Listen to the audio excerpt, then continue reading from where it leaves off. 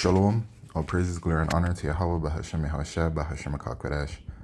Double honors unto the apostles and elders of GMS, who are the true leaders of Israel today, and salutations to all of the Akim who do this work in truth and sincerity, risking their lives and their freedom to do so, as well as the scattered Israelites who come looking like the heathen, but are not, by way of their forefathers' seeds, who are Israelite men. The true name of the Most High is Yahweh, and his son's name is Yahushua. And the Lord's holy chosen people are the so-called Negroes, Latinos, and Native Americans, as were the ones who suffer under the curses in the book of Deuteronomy. My name is Akalia, and I'm from the GMS Jamaica Kingston camp. And this video is an update regarding the prophecy in Ezekiel chapter 38. All right, so in the book of Ezekiel chapter 38, the prophecy states, "And the word of the Lord Yahweh came unto me, saying, Son of man, set thy face against Gog, the land of Magog, the chief prince of Meshech and Tubal, and prophesy against him." So Gog and Magog is referring to the Russians here. All right, as they dwell in the land where Gog and Magog once dwelt. The Russians, as you know them today, they are not the ancient people of Gog and Magog. Okay? They just dwell in that land today. So that's why it is referring to them. And the Russians are Edomites. And Edomites are these so-called white people who are currently ruling. All right, Esau, who is their forefather, is in his blessing. So the Edomites are in rulership, and the Edomites are known as the wicked. Okay, and say, "Thus saith the Lord Yahweh, behold, I am against thee, O Gog, the chief prince of Meshech and Tubal." So the Lord is against Russia. All right, why is the Lord against Russia? Because the Russians are Edomites. Okay. "And I'll turn thee back, and put hooks into thy jaws, and I'll bring thee forth, and all thine army, horses and horsemen, all then clothed with all sorts of armor." So the Lord says that he will put hooks into their jaws, and that the Lord will bring them forth. So the Lord is going to put the spirit of war upon them, right? And what's that war? It's talking about World War III. Because World War III is in the scriptures, Revelation chapter 11 and verse 14. It says, "The second woe is past, and behold, the third woe cometh quickly." The second woe will be in World War II, the third woe will be in World War III. All right. So back in Ezekiel 38 and verse 4, "And I'll turn thee back, and put hooks into thy jaws, and I'll bring thee forth, and all thine army, horses and horsemen, all of them clothed with all sorts of armor, even with a great company, with bucklers and shields, all of them handling swords." So there's a great company, which means the allies of Russia. All right. So you can even think about right now, who are the allies of Russia? Well, the scriptures will get into it. Persia, who the Persians today are known as the Iranians. So Iran, right? And the Persian people / Iranian people, their biblical heritage is that they are the Elamites. And the Elamites, okay, are not only these Iranian people, but the Elamites are also these East Indians, so-called, right? Those that live in India, those are Elamites. So they're the same people. Ethiopia and Libya refers to Africa, right? Those countries in Africa, which those are the Hamites, okay? So Ethiopia and Libya with them, all of them with shield and helmet, Gomer and all his bands, the house of Togarmah of the north quarters, and all his bands, and many people with thee. And here it is, the same thing. This is referring to the Turkish people, right? The Turkish people are also Edomites. They are not Gomer and the house of Togarmah. All right, they're not those people. All right, but they dwell in that land, same thing as the Russians. So it's referring to Turkey, Turkish people, those Edomites. Okay, "And all his bands and many people with thee, be thou prepared, and prepare for thyself, thou and all thy company that are assembled unto thee, and be thou a guard unto them." So Russia will be going to World War III with its allies, which includes Iran and the so-called African nations, and also Turkey. And the group that they'll be going against in World War III is America, which is Mr. Babylon the Great, and her allies, NATO, which is the beast, and the 10 horns, which is the European Union. So America, NATO, and the European Union are as one.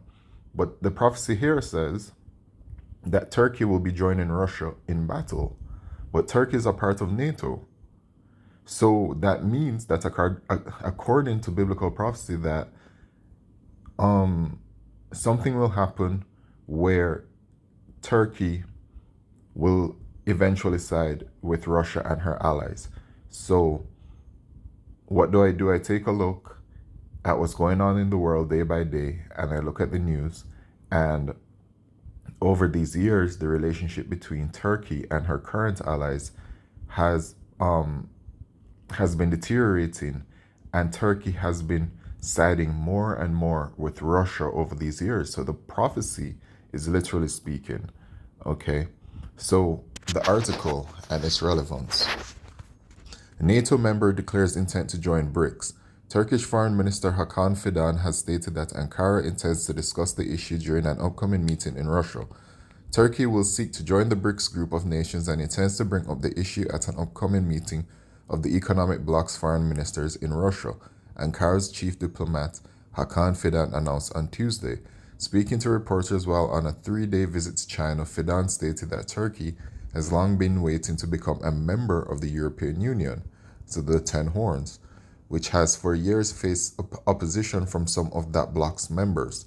So that's already tension right there. Turkey is trying to join the European Union, but European Union members being gatekeepers to Turkey. Okay, obviously they don't like that.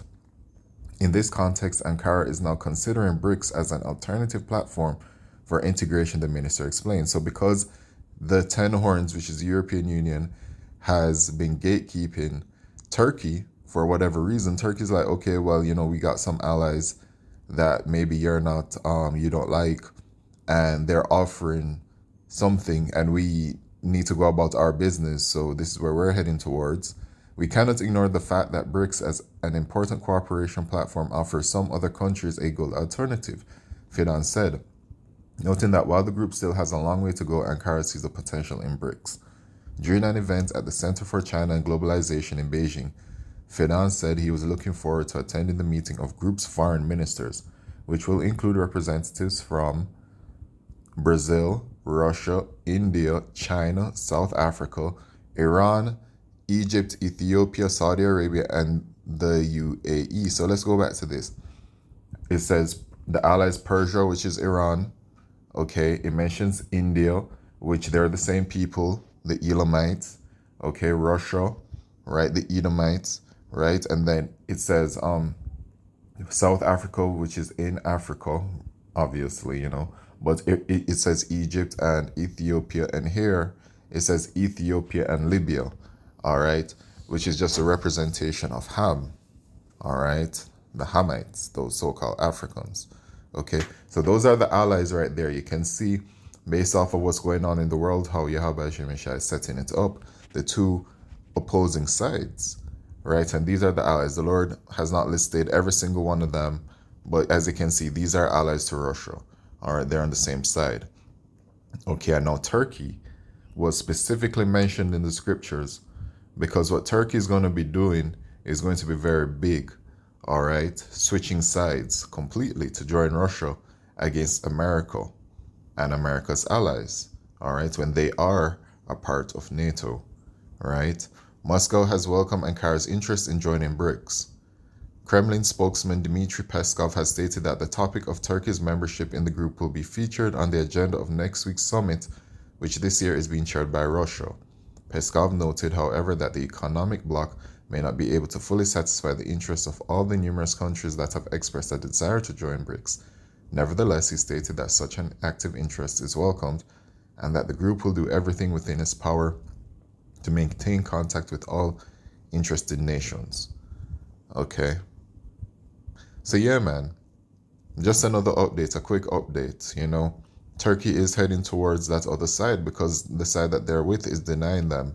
And the Lord is going to eventually gather all of these heathen together in one place, okay? In that the place in Revelation chapter 16 verse 16, yeah, into that place called Armageddon, right? They shall be gathered there together.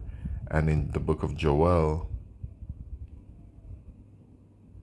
chapter 3 and verse 9, proclaiming this among the Gentiles, the heathen, it's referring to all of those nations that were listed, right? All those nations that are listed together, they're going to go to war, right, against America, NATO, and the EU. So that's all of Europe and America, and the state of Israel too will be included in it.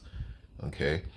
Prepare war, wake up the mighty men, let the men of war draw near, let them come up. Beat your plowshares into swords and your pruning hooks into spears. Let the weak say, I am strong. Assemble yourselves and come, all ye heathen, and gather yourselves together round about. Thither cause thy mighty ones to come down, O Lord Yahweh. Let the heathen be awakened and come up to the valley of Jehoshaphat, which is Yahweh Shaphat, which is Yahweh's judgment. All right, for there will I sit to judge all the heathen round about. All right, so the Lord is going to be judging them there, man.